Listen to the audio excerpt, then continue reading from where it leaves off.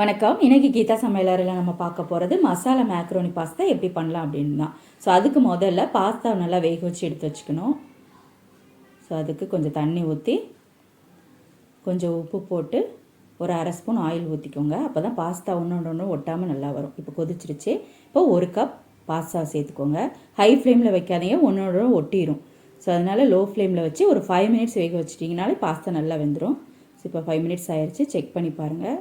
So நல்லா வெந்துருச்சு. இப்போ தண்ணியெல்லாம் இருத்து தனியாக எடுத்து வச்சுக்கோங்க, பாஸ்தா மட்டும். ஸோ அடுத்து கடாயில் ஆயில் போட்டு சூடானதுக்கப்புறமா ஒரு ஸ்பூன் இஞ்சி பூண்டு பேஸ்ட்டு. ஸோ அது ஆயிலே நல்லா ஃப்ரை பண்ணிக்கோங்க. ஸோ அந்த பச்சை வாசனை இருக்கக்கூடாது. ஸோ அடுத்து ஒரு பெரிய வெங்காயத்தை குட்டி குட்டியாக கட் பண்ணி எடுத்துருக்கேன். ஸோ நல்லா குட்டி குட்டியாக கட் பண்ணுங்கள், அப்போ தான் நல்லாயிருக்கும். தேவையான அளவு சால்ட்டும் சேர்த்துக்கோங்க. ஸோ அப்போ தான் சீக்கிரமாக வேகும். இது நல்லா கோல்டன் ப்ரௌன் கலரில் வர்ற வரைக்கும் நல்லா வதக்கிக்கோங்க. அடுத்து ஒரு தக்காளியை குட்டி குட்டியாக கட் பண்ணி எடுத்துருக்கேன், அதையும் சேர்த்துக்கோங்க. வெங்காயம் தக்காளி நல்லா வதங்கணும், அப்போ தான் பாஸ்தா சாப்பிட்றப்ப டேஸ்ட்டாக இருக்கும். ஸோ நல்லா வதக்கிக்கோங்க. ஸோ இப்போ நல்லா வதங்கிடுச்சு. அடுத்து அரை ஸ்பூன் சில்லி பவுடர், அரை spoon garam masala, 1/4 spoon pepper powder சேர்த்து ஸோ அதையும் அந்த வெங்காயம் தக்காளியோடு நல்லா வதக்கிக்கோங்க. இதுவும் பச்சை வாசனை போகிற வரைக்கும் நல்லா வதக்கணும். ஸோ இப்போ நல்லா வதக்கியாச்சு. அடுத்து 3 ஸ்பூன் டொமேட்டோ சாஸ் ஊற்றிக்கோங்க.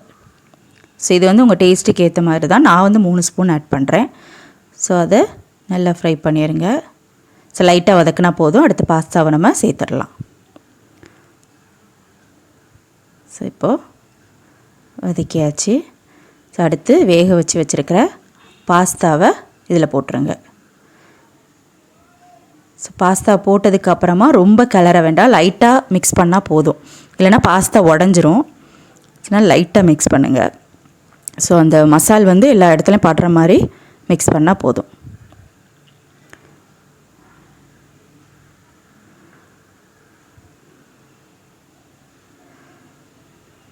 ஓகே, இப்போ நல்லா மிக்ஸ் பண்ணியாச்சு. அடுத்து கொஞ்சம் கொத்தமல்லி இலை தூவி இறக்கிடுங்க. இப்போ ஸ்டவ் ஆஃப் பண்ணிடலாம். ரொம்ப ஈஸியான ஸ்நாக் ரெசிபி, கண்டிப்பாக ட்ரை பண்ணி பாருங்கள். ட்ரை பண்ணி பார்த்துட்டு எப்படி வந்தது அப்படிங்கிறத கமெண்ட் பாக்ஸில் என்னோட ஷேர் பண்ணிக்கோங்க. தேங்க்யூ.